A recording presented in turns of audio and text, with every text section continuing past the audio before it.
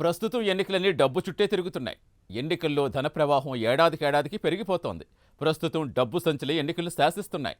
ఓటర్లను ప్రలోభపెట్టేందుకు దాదాపుగా అన్ని రాజకీయ పార్టీలు ఒకరి నుంచి మరొకరు డబ్బులు వెజ్జల్లుతున్నారు. మరోవైపు రాజకీయ పార్టీలు కూడా సొమ్ములున్న వాళ్ళకే టికెట్లు ఇస్తున్నాయనే ఆరోపణలు వినిపిస్తున్నాయి.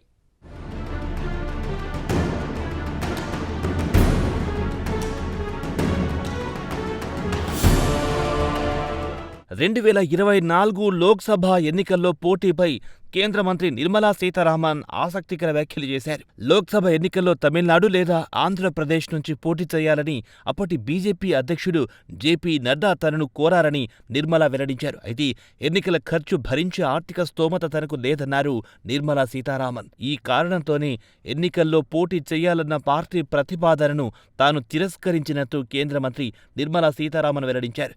సరిపడ డబ్బు లేని కారణంగా తాను పోటీకి దూరంగా ఉన్నానని సాక్షాత్తు కేంద్ర ఆర్థిక మంత్రి వెల్లడించారంటే ఎన్నికల్లో ధన ప్రవాహం ఏ రేంజ్లో ఉందో ఎవ్వరైనా అర్థం చేసుకోవచ్చు.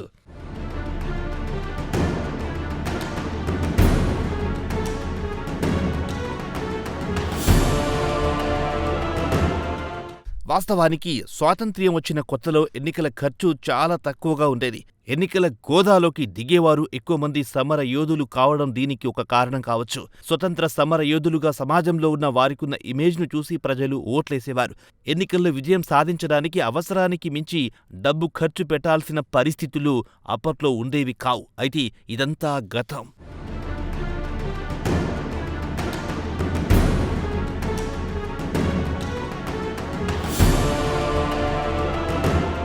1962 నుంచి దేశ రాజకీయాల్లో అనూహ్యమైన మార్పులు సంభవించాయి. అప్పటి వరకు ఎన్నికల్లో డబ్బు ఒక అంశమే కాదు. అయితే కాలం గడుస్తున్న కొద్దీ రాజకీయాల్లో విలువల పతనం మొదలయ్యిందన్న ఆరోపణలు వెల్లువెత్తాయి. దీంతోపాటు రాజకీయాల్లో ధన ప్రవాహం పెరగడం మొదలయ్యింది.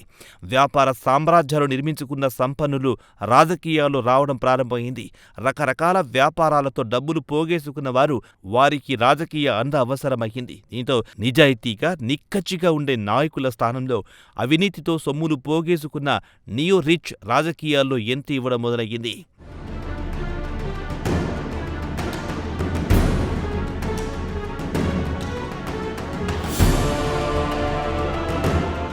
అయితే అప్పటి వరకు రాజకీయ పార్టీల అధినేతలకు బడా వ్యాపారవేత్తలు అనుచరులుగా ఉంటూ వచ్చారు. రాజకీయ పార్టీల అధినేతలతో పరిచయాలతో వ్యాపారం అభివృద్ధి చేసుకోవడానికే పరిమితమయ్యేవారు.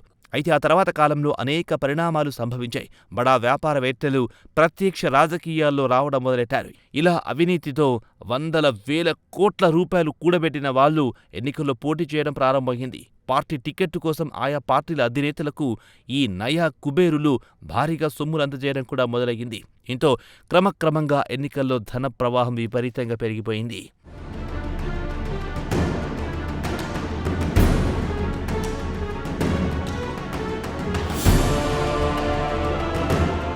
ప్రస్తుతం ఎన్నికల్లో పోటీ అనేది అత్యంత ఖరీదైన వ్యవహారంగా మారింది. వందల కోట్ల రిజర్వు సొమ్ముతేనే ఎన్నికల్లో పోటీకి కనీస అర్హతగా మారింది. ఎన్నికల్లో గెలుపు కోసం ఒక్కో అభ్యర్థి కనీసం 100 కోట్లు ఖర్చు పెడుతున్నట్టు రాజకీయ వర్గాల సమాచారం. ఎన్నికలంటే డబ్బు వెదజల్లడమే అనే మాట సర్వసాధారణమైంది.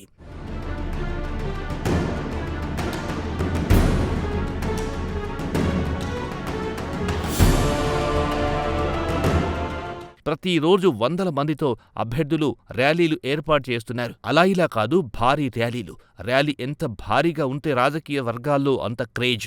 ర్యాలీలో పాల్గొన్న వారికి బిర్యానీ పొట్లాలు, మందు సీసాలు, వాటా కింద సొమ్ములు అందజేయడం మామూలయ్యింది. దీంతోపాటు పోలింగ్ తేదీ సమీపిస్తున్న కొద్దీ గల్లీ నాయకులను పట్టుకొని గంపగుత్తగా అందరికీ ఓట్లేయించాలని కోరుతూ భారీ ఎత్తున డబ్బులు పంచే సంస్కృతి ఇటీవల బాగా పెరిగింది.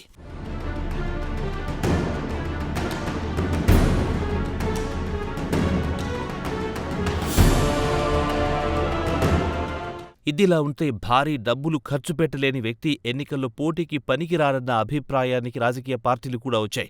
ఎన్నికలంటేనే డబ్బు సంచులతో పని అనే అభిప్రాయం రాజకీయ పార్టీలో బలంగా నాటుకుంది. వాస్తవానికి ఎన్నికల ఖర్చుకు సంబంధించి మన దేశంలో కఠినమైన చట్టాలే ఉన్నాయి. ఎన్నికల ఖర్చు ఎంత అయింది అనే విషయాన్ని అఫిడవిట్లో స్పష్టంగా పేర్కొనాల్సి ఉంటుంది. అయితే అఫిడవిట్లో రాజకీయ నేతలెవరూ అసలు ఖర్చు చూపించడం లేదు. తూతుమంత్రంగా అంకెలు వేసి మమ అనిపిస్తున్నారన్న విమర్శలున్నాయి. ఏదేమైనా ఎన్నికల్లో ధన ప్రవాహానికి అడ్డుకట్ట వేయాల్సిన అవసరం ఎంతైనా ఉంది.